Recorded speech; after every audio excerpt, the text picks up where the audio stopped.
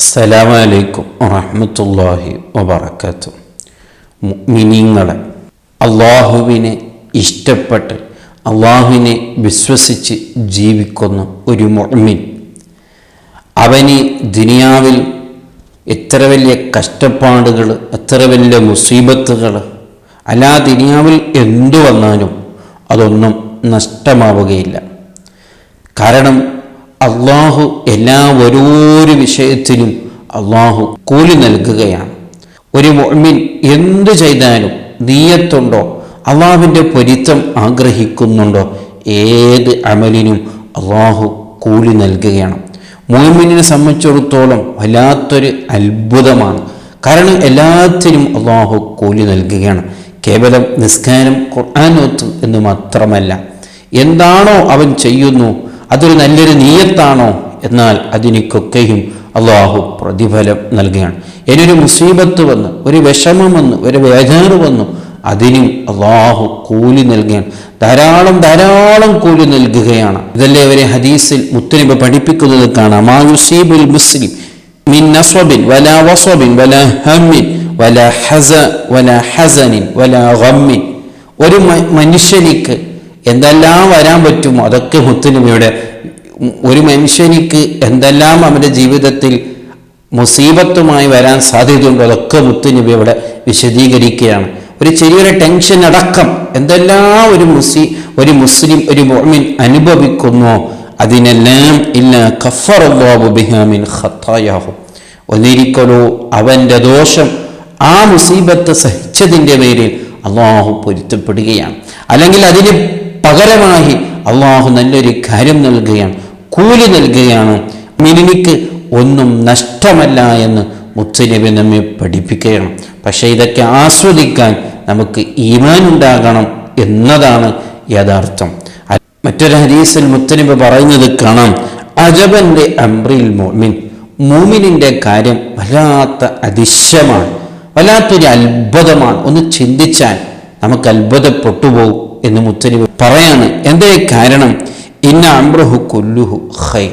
അവൻ്റെ എല്ലാ കാര്യം, അവൻ്റെ ജീവിതത്തിൽ ഒരു ദിവസം ചിലപ്പോൾ സന്തോഷമായിരിക്കും, ചില സമയങ്ങൾ ദുഃഖങ്ങളായിരിക്കും. ഇതെല്ലാം അവനിക്ക് ഖൈർ തന്നെയാണ്. അതവനിക്ക് ഉപകാരം ഉള്ളത് തന്നെ, അതവനിക്ക് പ്രതിഫലം ഉള്ളത് തന്നെ.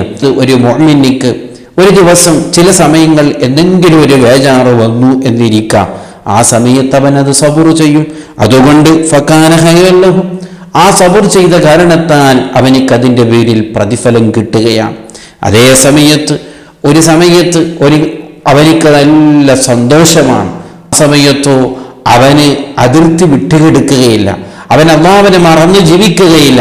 ആ സമയത്തോ ശഖറ, അല്ലാഹുവിനിക്ക് നന്ദി പറയും, അല്ലാഹുവിന് ശുക്ർ ചെയ്യും.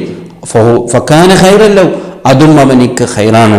അങ്ങനെ ഒരു മുഅ്മിനെ സംബന്ധിച്ചിടത്തോളം ചില സമയത്ത് ഖൈർ വന്നാലും അനുഭവിക്കേണ്ടി വന്നാലും, ഷർറ് അനുഭവിക്കേണ്ടി വന്നാലും, ബുദ്ധിമുട്ട് അനുഭവിക്കേണ്ടി വന്നാലും, ഏത് മുസീബത്ത് അനുഭവിക്കേണ്ടി വന്നാലും, അല്ലാതെ ഏതൊരു സന്തോഷം കിട്ടുന്ന സമയത്തടക്കം അവനിക്ക് എല്ലാത്തിനും പ്രതിഫലമാണ്. ഒന്നിരിക്കലും അവൻ സബർ ചെയ്യുന്നവനായിരിക്കാം. അതേ ദുഃഖത്തിൻ്റെ സമയത്ത്, മുസീബത്തിൻ്റെ സമയത്ത്, വിഷമത്തിൻ്റെ സമയത്ത് ഇതെനിക്ക് മാത്രം അള്ളാഹു നൽകിയെന്ന് അള്ളാഹുവിനങ്ങോട്ട് ആവലാതിപ്പെടുന്ന, അള്ളാഹുവിനെ കുറിച്ച് പരാതിപ്പെടുന്ന ഒരു സ്വഭാവം മുഅ്മിനെ കുറിച്ചുണ്ടാവുകയില്ല. എത്ര വലിയ ദുഃഖമാണെങ്കിൽ അവൻ സബർ ചെയ്യും. അതേ സമയത്ത് ഒരു സന്തോഷമാണ് കിട്ടിയതെങ്കിൽ അതിൽ എൻ്റെ ഫവരാണെന്ന് അവൻ ചിന്തിക്കില്ല, എൻ്റെ ബുദ്ധി കൊണ്ട്, എൻ്റെ ഇൽമു കൊണ്ട്, എൻ്റെ അധികാരം കൊണ്ട് കിട്ടിയതാണെന്ന് അവൻ ചിന്തിക്കില്ല. ഇതെനിക്ക് റബ്ബ് നൽകിയതാണെന്ന് ചിന്തിച്ച് അതിന് നന്ദി പറയുന്നവനാകും. അതേ സന്തോഷിക്കുന്ന സമയത്ത് അള്ളാഹു പൊരുത്തപ്പെടാത്തൊരു സന്തോഷത്തിൻ്റെ പരിധിയിലേക്ക് അവൻ എത്തിപ്പെടുകയില്ല. ആ സമയത്ത് അവൻ വലിയ നന്ദിയുള്ളവനാകും. അതാണ് ഒരു മുഅ്മിന്റെ സ്വഭാവം. അതോടുകൂടെ അതവനിക്ക് വലിയ ഖൈറായി തീരുകയാണ്. അതാണ് മുത്തനബി പറഞ്ഞത്, അജബല്ലി അംറിൽ മുഅ്മിൻ, മുഅ്മിന്റെ കാര്യം വല്ലാത്ത അത്ഭുതമാണെന്നുള്ളത്. അങ്ങനെ ഒരു മുഅ്മിനാകണം നമ്മളെ കുറിച്ച് മുത്തനബി പറഞ്ഞ അത്ഭുതകരമായൊരു മുഅ്മിനാകണം. അല്ലാതെ ഒരു മുസീബത്ത് വരുമ്പലേക്ക് സബറില്ലാത്തവരായി പോകരുത്. അതേപോലെ നിഅമത്ത്, ഒരു സന്തോഷം വരുമ്പലേക്ക് അല്ലാഹുവിനെ മറന്നു പോകുന്നവരായി പോകരുത്.